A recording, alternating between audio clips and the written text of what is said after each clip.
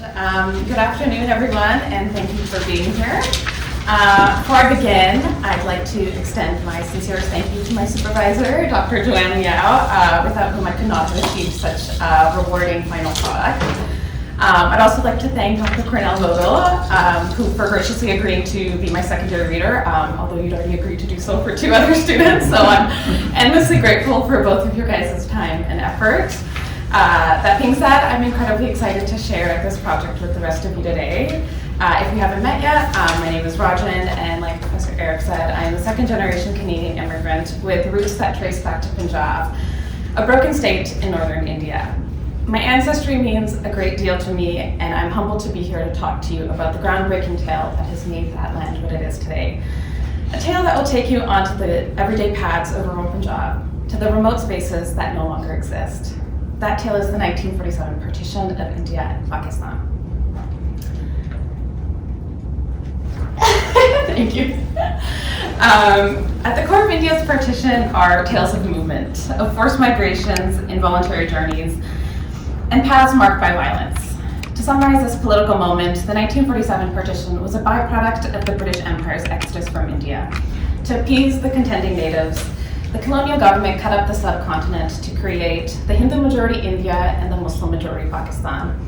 This produced the largest mass migration in modern human history.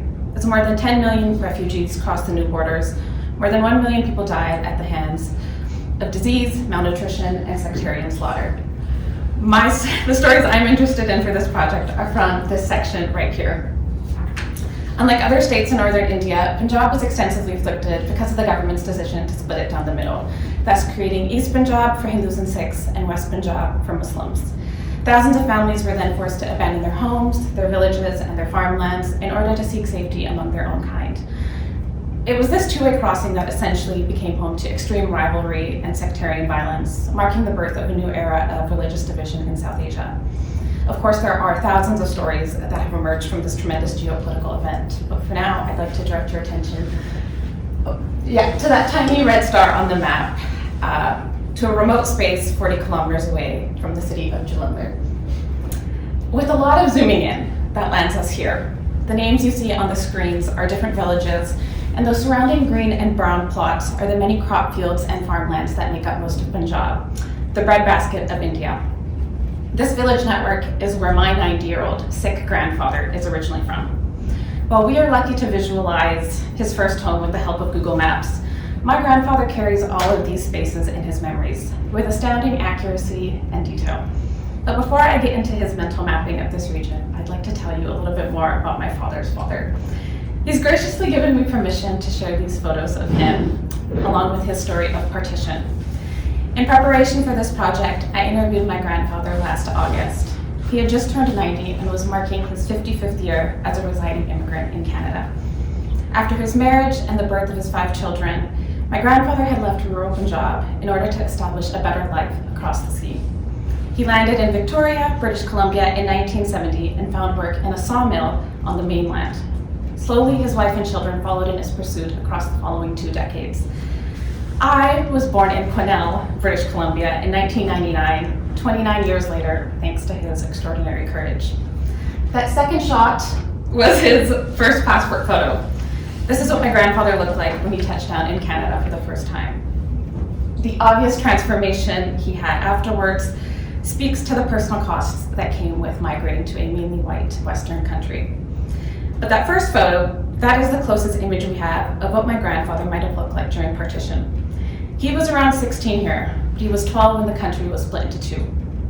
Knowing this information about my grandfather, the magnitude of his mental mapping will make greater sense, and you can also appreciate its survival over the years. So let's return to that map now. In the days of undivided Punjab, a group of Muslim and Sikh boys from Sund Maksudpur set out on Mahil Palpur Road every morning to attend school in a neighboring village named Farala, bumping shoulders and causing trouble for almost an hour. One of those young Sikhs, of course, was my grandfather. He is from Maksudpur, a Sikh village. Right above him, connected by a single permeable road, was Sund, a Muslim village and the home of my grandfather's closest friends. In the wake of partition, the Muslims from Sund were ultimately forced to flee their village and embark on the perilous journey to Pakistan. Given the tense politics between the countries and other historical factors, my grandfather never heard back from his Muslim neighbors and ultimately lived on without knowing if they ever made it safely to Pakistan or not. During our informal interview, my grandfather tells me the following about what he remembers about this rupture. Quote, "I still remember the names of the Muslim boys I went to school with. I can even see pictures of them inside my head. Could you tell me their names?" I ask. Yes, one was named Muhammad Nazir. There were 2 or 3 more. I can't remember their names right now, but it'll probably come to me later. There was only one road from our village that led to Farala, so we all used to walk together to attend school there. His explanation of Mahilpal Purfawara Road is just that, a simple road that hosted his everyday movements. But more than that, it was a cross-cultural space, a path that welcomed both Muslims and Sikhs to walk side by side, as did his school in Farala. But my grandfather's sturdy memories don't end there. He tells me of Gurdani, another village that was entirely made up of Muslims before partition, and then Biran, also a Muslim village that was transformed to a local refugee camp for those being forced to migrate to Pakistan. And finally, he shares the story of Sandwan, the Sikh village where he hid for 2 nights during the threat of sectarian violence. Of course, this is a lot. And again, while we get to make sense of this with an actual map, all of this just continues to exist in my grandfather's mind. He does not need to resort to a physical map to remember where certain villages lay or what their ethnic composition looked like. Essentially, what happened here is that after his Muslim neighbors fled to Pakistan and his surrounding spaces were fundamentally changed, my grandfather was left with this pre-partition mental mapping. Now this mental mapping is evidence of the destabilized spaces that have either persisted, been remade, or have entirely disappeared because of partition. More importantly, this preserves the spirit of Punjabiyat, or Punjabiness, the modern movement dedicated to restoring the Punjabi identity that once embraced community and cross-cultural love.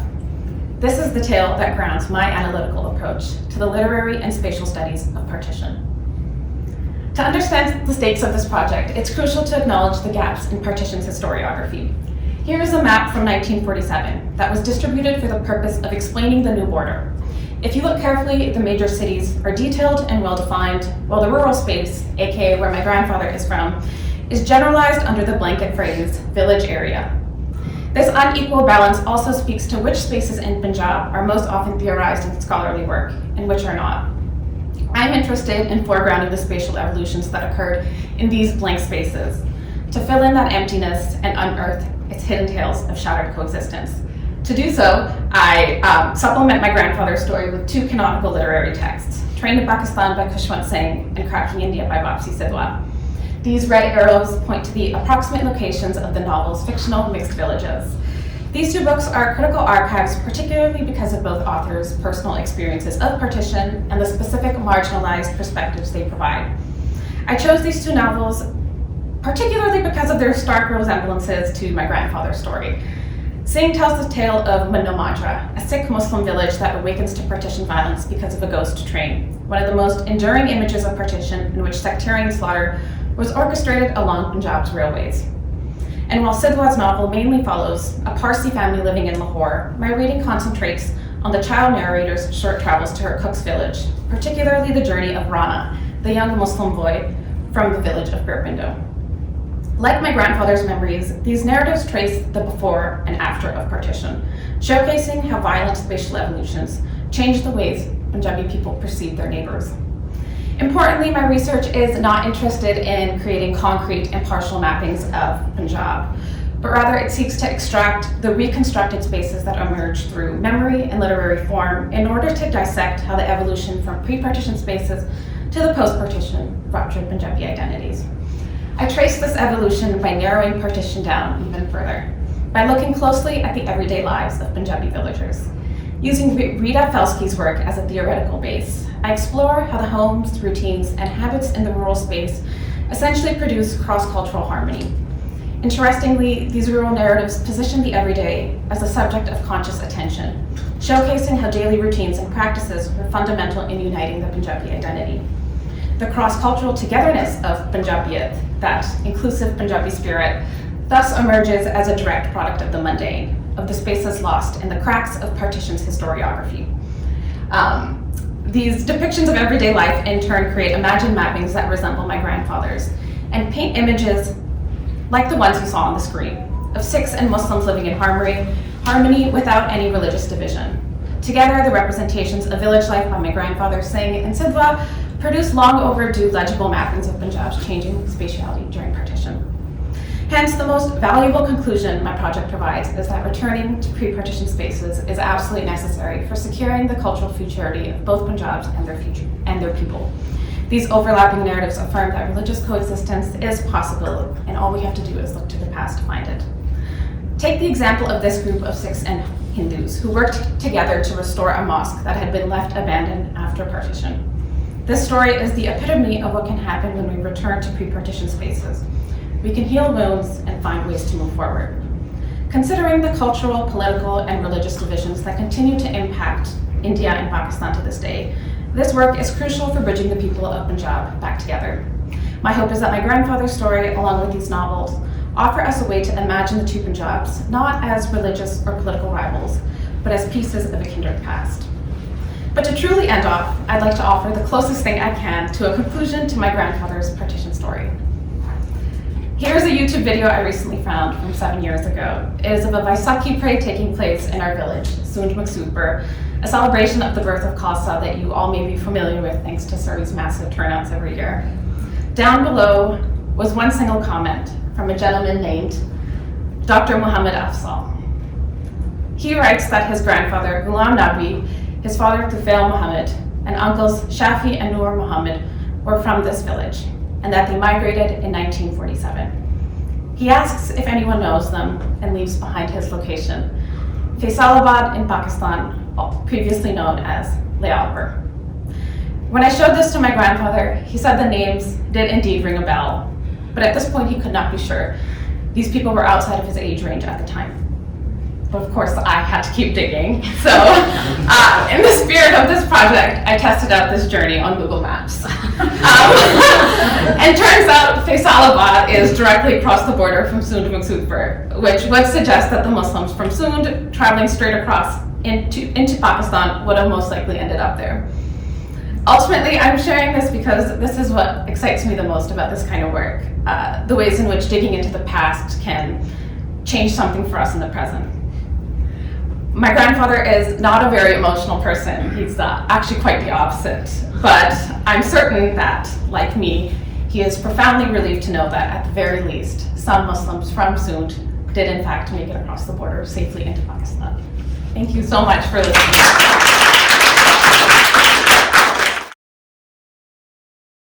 Thank you very much, and that was awesome. Thank you. Oh, thank you. Okay. Yes, my name is Gabriel, and I'm going to be telling you how to do things with graffiti. A lot of people in the last year of this research have been asking me if I do graffiti. I should probably tell you guys the truth. I did for a while. Yeah, when I was in grade 11, I got arrested for doing graffiti, and yeah, there was like a bunch.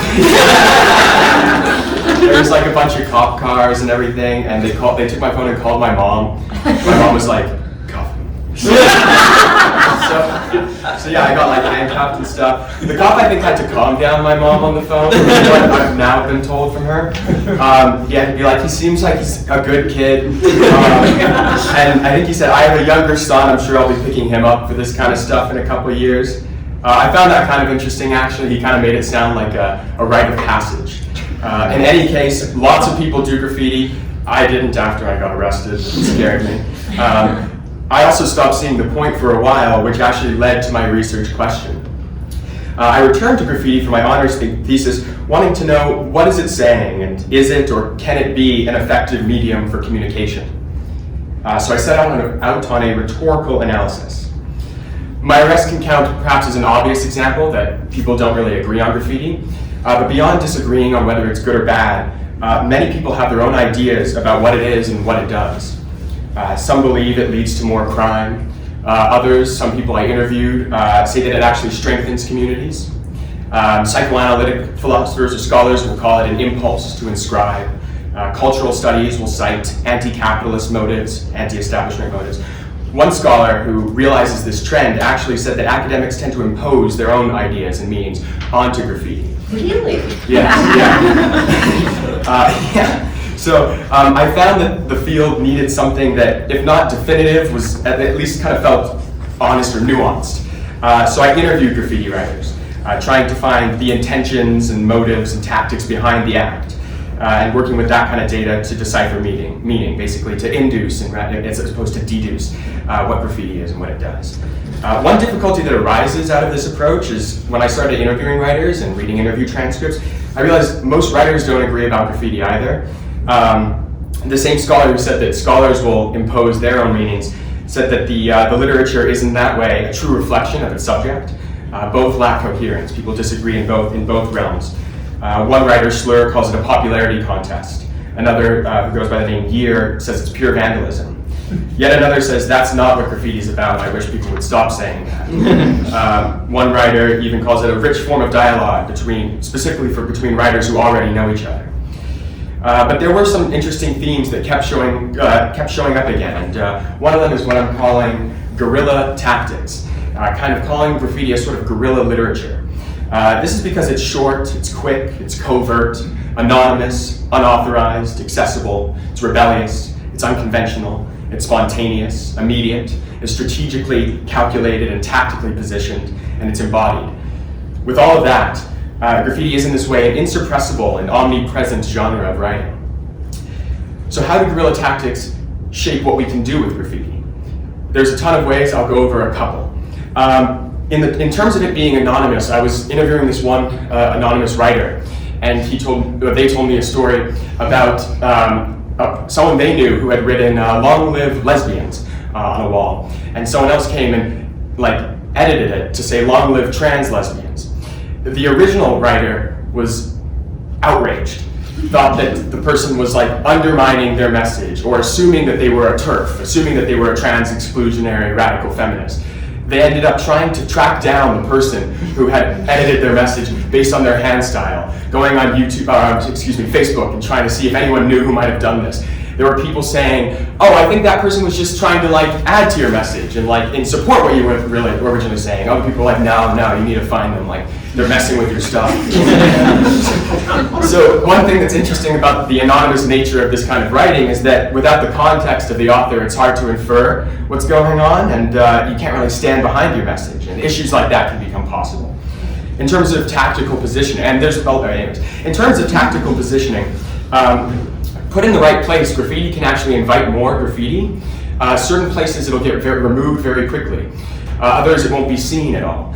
And somewhere in the middle is places where one instance of graffiti will essentially communicate to others that this is a place where you can write something and have it be seen and have it stay there for enough time. And so almost working as a sort of directive, it can invite more graffiti. It's what Kenneth Burke would call a trend in form, a pattern that awakens an attitude of collaborative expectancy in us. It's pretty recognizable. Graffiti is also embodied, and I find this to be a specifically interesting element of the guerrilla tactics involved in graffiti. The action almost becomes a part of the utterance. Writers will try to put their work along building rooftops and highway overpasses, for instance. Conveying a sort of writerly process is an extreme endeavor. It's sort of like Dostoevsky writing in prison, or Václav Havel writing in a cabin with a raging fever he thought was punishment by the devil. The writing process becomes, in a sort of romantic way, part of graffiti. Onlookers will see it and be like, "How the hell did he get up there?" So one writer I interviewed considers that function to be a part of the message, critiquing private property. For this writer, they want to pose the question, why do we care so much about property? And so to undermine it and convey how easy it is to do so, they will write, and to increase the strength of that message, they will often write in the middle of the day, creating an embodied practice where you are seen doing it and you create a sort of theater. You kind of literalize the speech act as an action. It's also ephemeral and physical, which is another interesting sort of guerrilla element. There's a lot of fights that happen where people will go around, crossing other people out if they are mad at them or something, or think that they're not being respectful to the conventions of graffiti, things like this. In this way, engaging in a sort of fight made possible by how trackable and physical this kind of utterance is, as well as how iterable it is, the fact that it's repeated over and over and over again. It makes it kind of like a long battle, if you will. It's a declarative speech act in the sense that it's a statement that changes reality by eclipsing another statement. It's a sort of I silence you that we don't do in spoken language, for instance. It's very interesting. Next slide. Thank you. Already, in assessing these physical and spatiotemporal or guerrilla elements, we're starting to see some of the symbolic aspects. This is the vast variety of motives, intentions, and imagined goals behind the work. One recurring theme in the symbolic meaning of graffiti is Romanticism.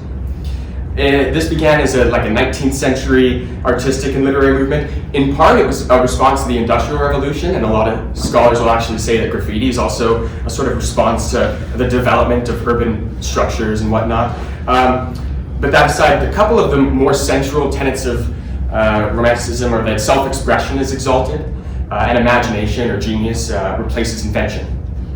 In terms of the first, a lot of hip-hop graffiti, this is the stuff that came out of the late 60s, early 70s in New York and Philadelphia, the typical stuff that we see usually and mean when we say graffiti, often functions as a sort of signature. The tag is, in a sense, a proper noun that references its author.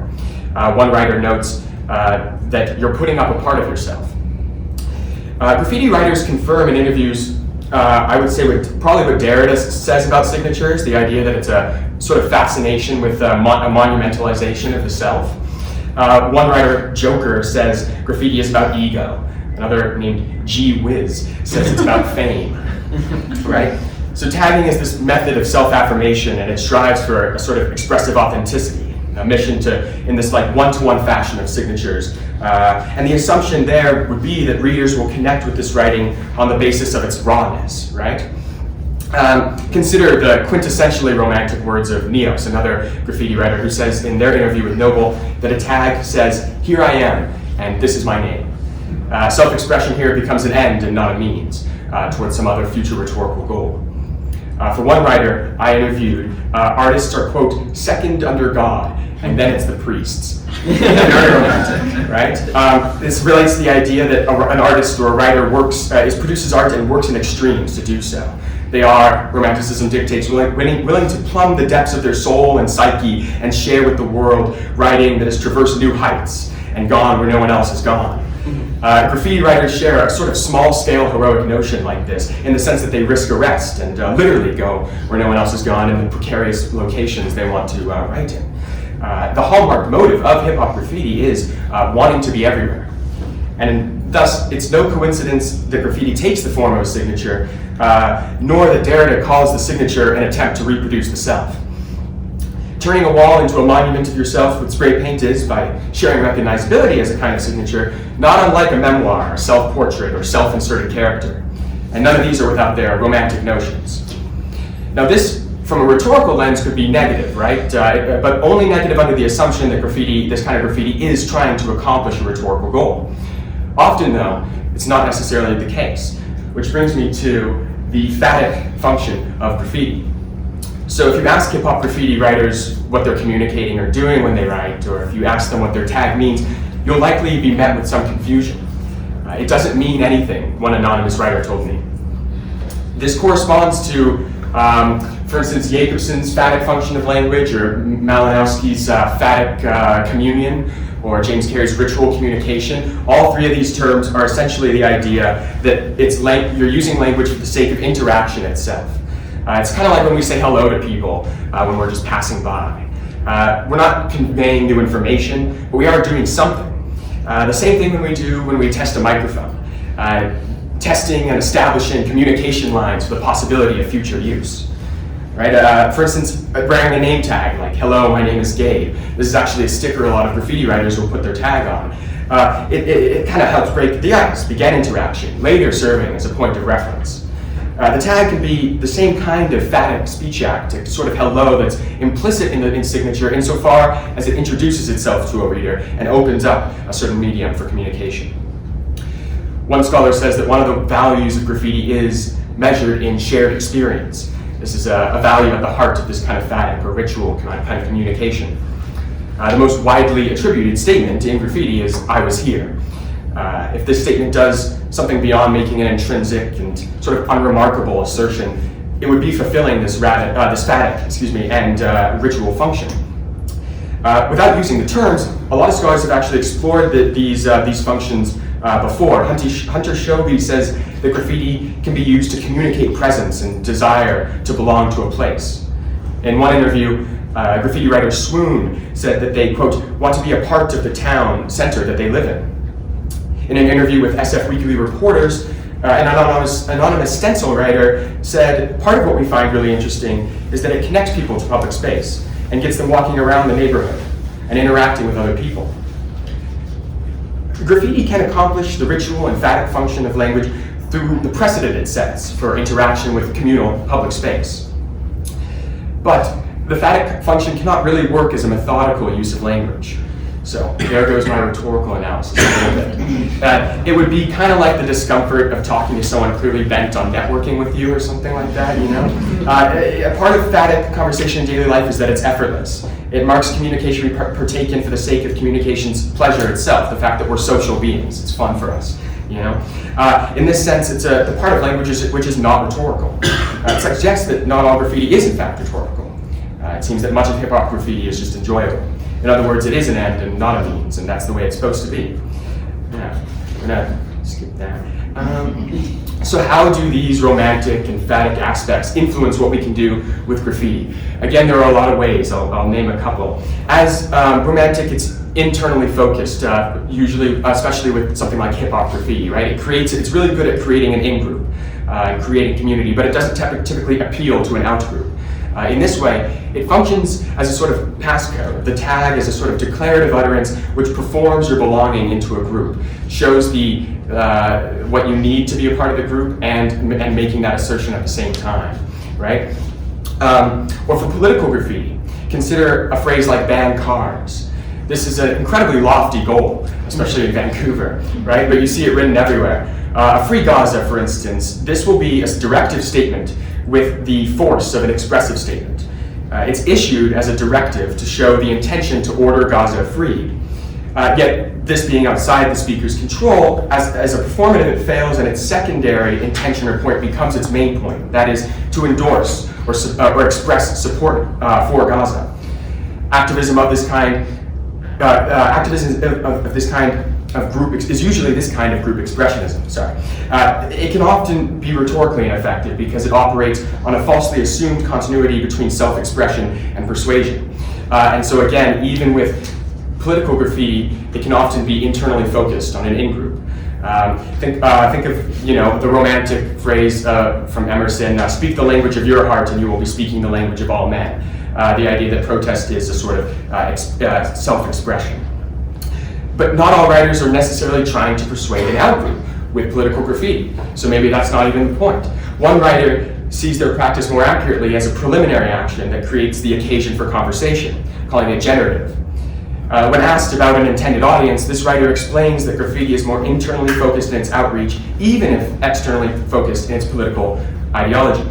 Quote, if you want to communicate to a broader population, they're likely to be already on the offense if you try to do so with graffiti. It's broadly a subcultural tool.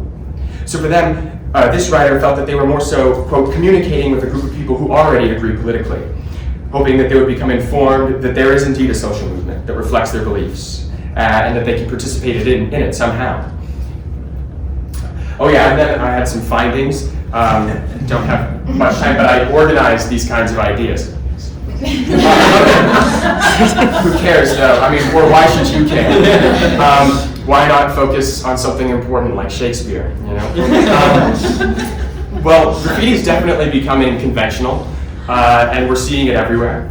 When Charlie Kirk died in September, somebody wrote on a highway overpass in Texas, "Fuck Charlie Kirk," to which Senator Ted Cruz took it upon himself to cover up the message with a paint roller, sort of effectively doing this "I silence you" that I brought up earlier. This got coverage from all sorts of different media outlets with different ideas of what was happening. But the point there is that people are engaging with it and giving graffiti a sort of uptake that allows speech acts to be possible, utterances that take the form of actions.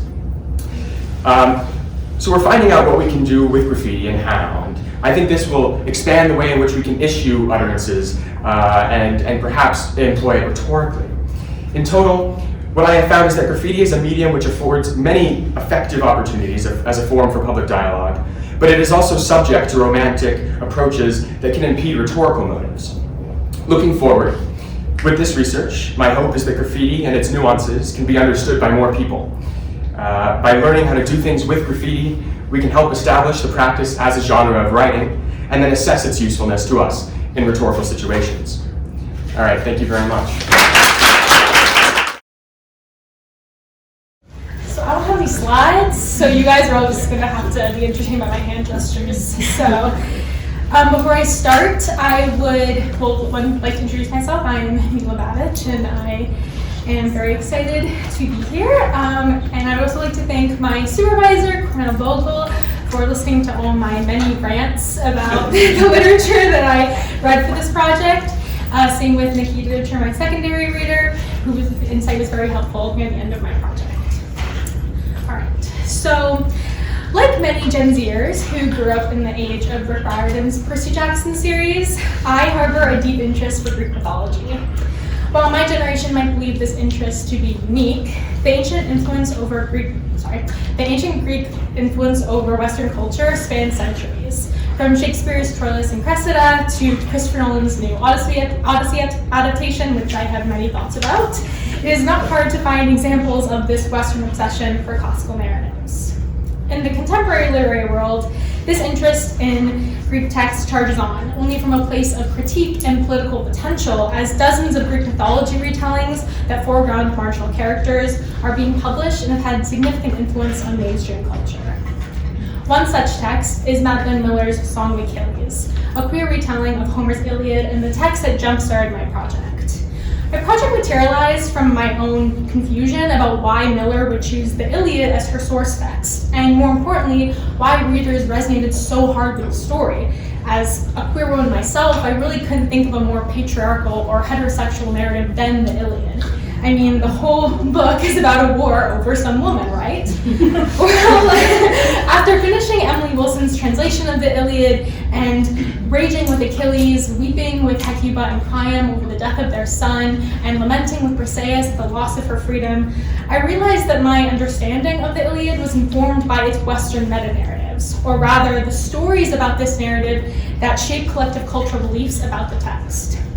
It's not hard to see why meta-narratives have such a sway over Western culture, as there's been a long tradition of reinterpreting Homer from visual artists of the Renaissance, Enlightenment dramatists, romantic poets, Victorian-era novelists, and now modern cinema.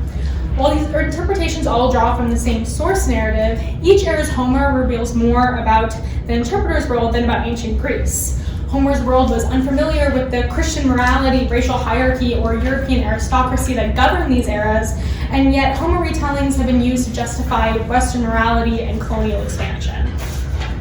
When researching Homer's history in the West, it was not the Western misuse of these narratives that surprised me, but rather the lack of critique from queer and feminist scholarship on this misuse. Compared to the academic explorations of other classical texts, there is a notable absence of queer and feminist discourse on the Iliad and the surrounding Western scholarship that dislocates its female and queer characters, meaning that retelling authors like Miller are some of the most prominent voices currently confronting traditional interpretations. While I have a strong, dare I say, emotional attachment to the Iliad, one that will cause me to go to war with anyone who says that the Odyssey is better, it is this gap in the literature that inspired me to confront the skewed interpretations of the Iliad, and that have dissuaded past queer and feminist scholarship from critically examining the text and its meta-narratives. To start my process, I wanted to familiarize myself with scholarship on classical texts, specifically research that challenged the colonial legacy of ancient Greece that has been cultivated by the West. A source I found particularly helpful was Marthera Umachandran and Marcella Ward's Towards a Manifesto for Critical Ancient World Studies. In their effort to deconstruct the classics discipline, Umachandran and Ward call for a scholarly approach that actively rejects the violent epistemological structures that justify Western superiority and universalism, instead proposing a methodology that names the ghosts of antiquity and reckons with being haunted, as they put it. While they advocate for this reckoning within the classics discipline directly, I was interested in how this classical revolution could take place outside of academia, and the possibility that in contemporary novel retellings, the reckoning they call for has already started. This leads me to my central research questions. How do retellings expose the underlying assumptions of classical studies and the construction of knowledge about antiquity? And how do retellings themselves resist or reinforce established scholarly narratives of antiquity? I applied my questions to two retellings of Homer's Iliad. The Song of Achilles by Miller, which reimagines Homer's Iliad as a love story foregrounding the queer relationship between Achilles and Patroclus, and as I named in the Iliad, and Pat Barker's A Silence of the Girls, which takes an alternative approach to Miller and removes all the glamour and romanticism from the Iliad to reveal the gendered violence embedded in Homeric heroism. For my analysis of these two texts, I argued that contemporary novel retellings of Homer's Iliad function as epistemic resistance that challenge Western colonial meta-narratives by foregrounding marginalized queer and feminist voices. For my theoretical frameworks, I leaned on feminist and queer scholars like Ellen Rooney, Grace Gillies, and Sharon Marcus, but for the purposes of today's presentation, I'm only going to discuss the theoretical framework that informed how I saw my analysis as a whole, which is the Deleuzian theory of assemblage. The term assemblage rejects notions of a unified, singular, linearly developed interpretation of a text, and instead examines texts as they relate to each other and to readers. So rather than looking at my source text and my retellings as separate beings, I interpreted them as an assemblage of bodies that address different unanswered textual facets of the others. This framework allowed me to focus on the potential and power of retellings rather than fixed interpretations. So the first text I applied this framework to was the Song of Achilles, or more specifically, the relationship between Achilles and Patroclus. Although modern-day homosexual classifications did not exist in ancient Greece, same-sex relationships, especially between men, were commonplace. However, the classification of these relationships as anything other than systematic has been highly debated. As such, the exact nature of Achilles and Patroclus' relationship has manifested as a kind of haunting presence in the classics, plaguing both queer and classical discourse, as scholars argue over the validity of queer ancient characters. However, retellings that feature a queer perspective can potentially close the divide between antiquity and homosexuality, challenging homophobic rhetoric that relies on the semantics of language to de-eroticize queerness and encouraging queer discourse within classical texts. So, for example, by reading the relationship as queer, Achilles and Patroclus' dynamic faces an additional complexity that accounts for Achilles' emotionally charged reaction to Patroclus' death in the Iliad. So spoilers, by the way. When Patroclus dies in the Iliad, Achilles is unable to contain his grief. He beats the ground, tears out his hair, and has to be restrained from killing himself. In the Song of Achilles, Achilles has an identical reaction to his Iliad counterpart as he pounds the earth and rips out strands of blown hair. Patroclus' death robs Achilles of his breath, and his grief consumes him to the point where it is an effort to speak. The physical response that Miller's Achilles has suggests that in losing Patroclus, a part of himself has died as well, replicating the lines that his counterpart speaks in the Iliad. I lost him, the one I loved the most, my head, my life. The similar feelings of loss that the men share suggest that while we cannot define Achilles' feelings in the Iliad, by viewing the Song of Achilles and its source text as an assemblage of texts, the intimacy between Homer's Achilles and Patroclus is identifiable as queer. The act of filling this gap in their bond does not create fixed interpretations, but rather it rejects the meta-narratives that definitively discount the romantic relationship between Homer's Achilles and Patroclus, as Miller's queering of the Iliad finds footholds within the text that give credibility to such a reading. So when I first read this novel, years before I even decided to be an English student, I remember enjoying it. By my second read-through, after 4 years of university English and gender studies classes, and Dr. Nikki Ditcher's voice in my head telling me to be wary about blind admiration for this novel, the glamour started to wear off. By my third read-through, though, I came to hold more critiques for this novel than praise. I struggled with Miller's repurposing of heteronormative linguistic categories to signify Achilles and Patroclus' romantic relationship, and the essentializing of queer relationships that happens within the book. But my main issue was with Miller's portrayal of Briseis, who is Achilles' bed slave in the Iliad. While Miller affords Briseis more representation in her retelling, making her a friend of Patroclus rather than a victim of Achilles, it is important to not conflate female voices with female centrality and power. Rather than giving Briseis greater narrative agency or importance, Miller portrays Briseis as an exotic, oppressed farm girl that needs to be saved by Patroclus, creating a universal portrait of womanhood that glamorizes the domination of non-Western women and appeals to white Western feminist ideals. So now you're thinking, why would I include this novel? But when I closed this novel for the third time, sitting on the 143 bus coming up to SFU, I was ready to cut it from my analysis entirely, as the problematic aspects of this text seemed to outweigh the positives, and that hardly supported my argument. That was until the stranger that I was sitting beside on the bus leaned over and told me about how much she loved this book. Now, I obviously wasn't going to chastise a stranger for loving a book I had just finished hate reading for the third time, but she willingly walked into my line of fire, and I simply couldn't let the issue go. So I told her why I was reading the book and some of my concerns. And to my confusion, she told me she just never thought about it that way. To me, my critiques of Miller's work seemed unoriginal, and yet, while Miller has received tons of praise for her book as a romantic feminist retelling, not this girl or one of the 10 or so other papers I had read on the topic had any critiques similar or different to my own.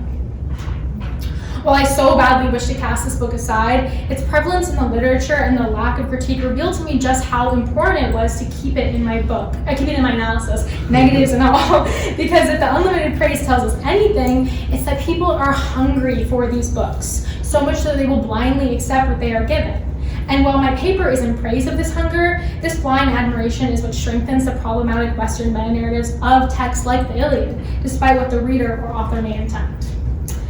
So it was at this point that I chose to include Barker's The Silence of the Girls in my analysis, which picks up the gauntlet dropped by Miller by narrating the Trojan War from Briseis' point of view. Not as a friend or possible lover of Patroclus, but as a survivor of the sexual violence women face at the hands of men during war. While I disagree with the feminist scholarship that claims that all classical female characters are devoid of complexity and agency, it is true that it is mostly the upper class, free, or mythological women that are able to lament about their conditions in the Iliad, rather than other enslaved women like Briseis. Homeric scholars like Robin Lane Fox argue that the imposed silence on the women is justified, as Homer has no reason to explore the enslavement of women in detail through a victim's own words because it would delay the main narrative. Along with it being absolutely insane to basically say that female suffering is boring, this notion forgets that the main narrative is dependent on female enslavement, as it is the ownership Agamemnon and Achilles claim over Briseis that is the catalyst of the Iliad's plot, a point conveniently forgotten in a majority of Homeric scholarship.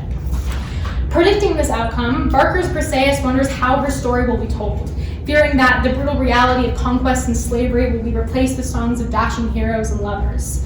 Her stories come to life in a pivotal moment between Priam and Achilles, as Lane Fox describes Priam going where no Trojan has gone before, inside the encampment of Achilles to kiss the hands of the man that killed his son. While no Trojan man may have entered the camp before, Briseis is one of thousands of Trojan women who have passed through the Greek encampment. Lane Fox's statement suggests that the women who have passed through are either no longer Trojan or no longer human enough to be considered worthy of note. In the Iliad, we are not privy to Briseis' response to Priam's plea to Achilles.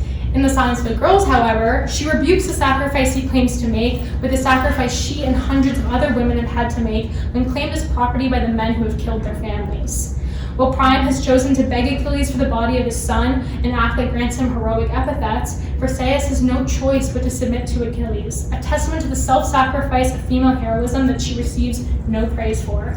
However, as Priam claims to be the first Trojan to submit to Achilles in the Iliad, Briseis' accounts of abuse in The Silence of the Girls function as a part of a network of interconnections. These interconnections drift between The Silence of the Girls and the Iliad to refute Priam's claim and the meta-narratives that dismiss female sacrifice and heroism. Thus, in viewing The Silence of the Girls and the Iliad as a collection of texts that work together, Briseis' narrative conquers her own fear, filling the gaps in the Iliad and challenging the meta-narratives that erase the reality of conquest on the female body. For many modern readers, these retellings are their first introduction to Homeric texts. As such, readers begin to engage with these stories from a point of view that underlines the unreliability of current scholarship. This is not to say that retellings replace classical texts. While retellings critically challenge the ideas present in these narratives, they also function to keep the narrative within the Western canon by introducing it to a new generation of readers. But rather than being absorbed into the classics discipline, retellings function as an alternative way of studying the ancient world outside the epistemic structures of the classics. However, my research exemplifies how neither text offers a complete socially conscious rendition of the Iliad that we can use to confront all Western meta-narratives of the text. These limitations demonstrate the value of viewing retellings as an assemblage, where the Song of Achilles addresses the queer gap that the Silence of the Girls cannot fully explore. The Silence of the Girls provides the feminist critique that the Song of Achilles lacks. The limits of these texts show both the opportunity and the need for a deeper relationship between queer and feminist discourse and scholarship on the Iliad. While these novels should be a part of the conversation, it is also essential that the reach of this relationship develops beyond Western scholarship. While my paper achieved its purpose within its limited scope, I recognize that I used Western retellings to challenge Western meta-narratives of the Iliad. Although this was partly due to the lack of research on non-Western retellings, I identify this gap as a flaw in my research and a potential space for development. So going forward, as Dr. Arab said, I am interested in analyzing how post-colonial adaptations of the Iliad use non-traditional narrative form to decenter the colonial subject from classical narratives, subsequently challenging Western ownership over classical texts. In conclusion, I hope my research has removed some of the Western glamour that deters queer and feminist scholarship from targeting the Iliad and its meta-narratives, while simultaneously convincing you to read the Iliad over the Odyssey.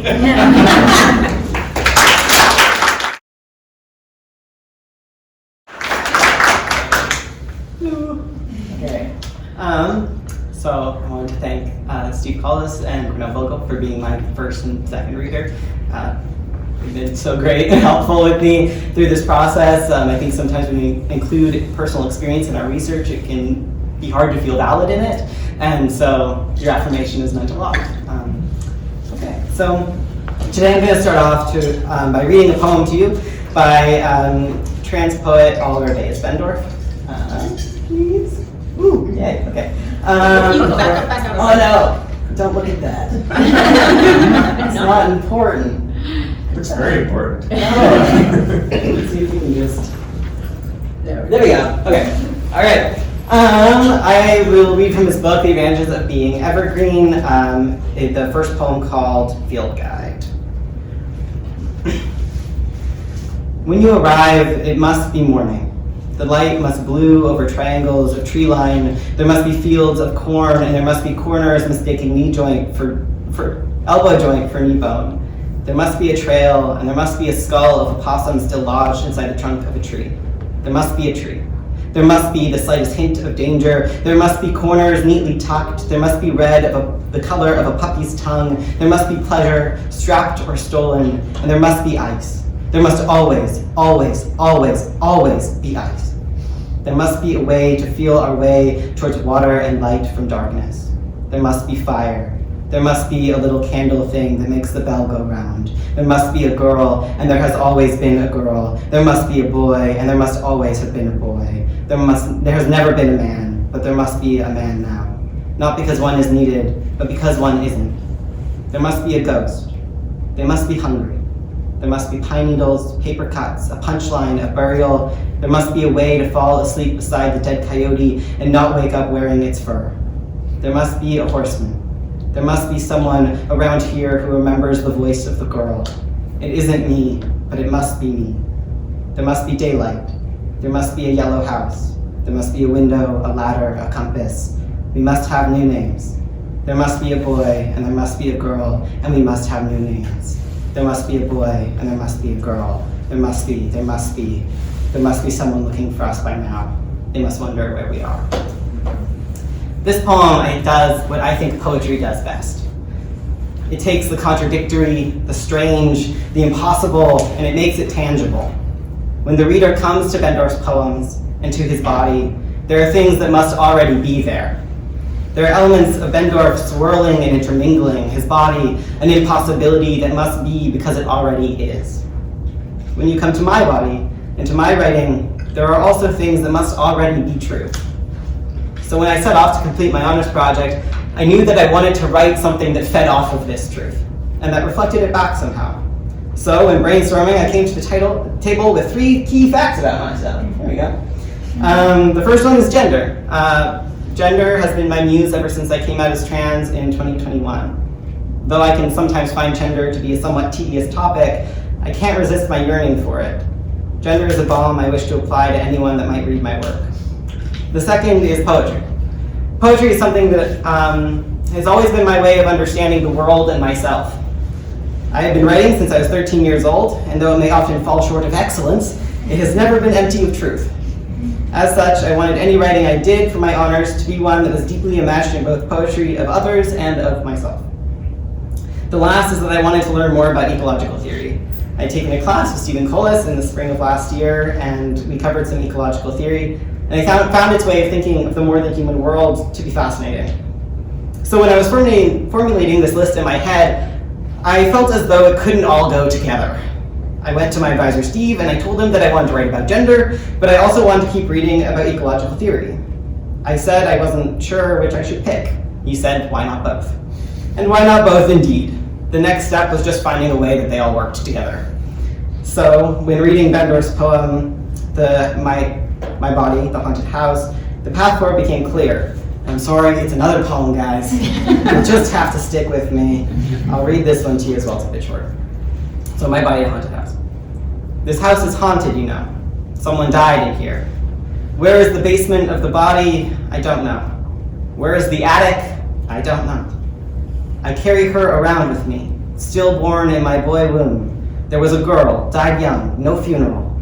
A haunted house is always alone. People come to be scared because they like it. They like to be scared knowing they can leave any time, and they do, they always leave, back to their safe and warm without me. I mean, the house. A haunted house is always alone. I carry your body in my body. I live for the both of us now. Cannot pinpoint what I miss. Looking for the chicken exit, desire wrapped in a sheet. Where is the body? I said I don't know. No body, no case. Everyone knows that. Am I free to go now? I want to go home. I said I want to go. I had it up, but it's okay. And the next one, I accidentally forgot to. Okay. When I first came out as trans over 5 years ago now, it felt like a revelation. Like I had been walking somewhere my entire life without knowing what the destination was. Then, here it was. I had arrived, and that place, this body, it felt like home. Yet, where I would only ever describe my transition in terms of life, the people I loved most around me all began to mourn. The people I loved claimed that who I had been was dead. The silent part of that being that if my previous self was dead, it could have only been me that killed her. This is where I think what Bendorf is talking about in his poem, and it strikes me as an issue. This is why why all this death around gender transition? This is the issue I start my paper with. The issue is called Death Narratives and Gender Transition. And death narratives are both common language, like dead naming, but also terms like mourning and grieving, used to refer to the emotional experience of a loved one coming out as transgender. These narratives are the result of feeling that the previous version of the trans person has died, and that this newly gendered person has taken their place. These types of narratives can lead to emotionally distressing social situations, and can also result in complex inner dialogues with the trans person. When a trans person is made to feel as though they killed their previous self in order to exist as the gender they desire, their relationship with their body and with their past becomes complex. In my case, I feel I've been dragging around the corpse of my younger self for years.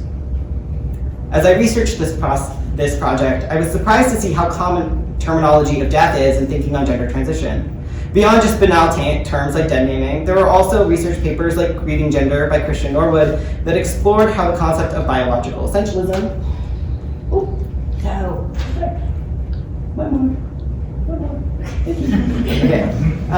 which is the belief that male and female are discrete natural categories that make up a fundamental component of personhood, leads to what Norwood calls a living death for those in transition. Because the male and the female are made to be two separate categories with no overlap possible, the transitioning person must go completely from one to the other.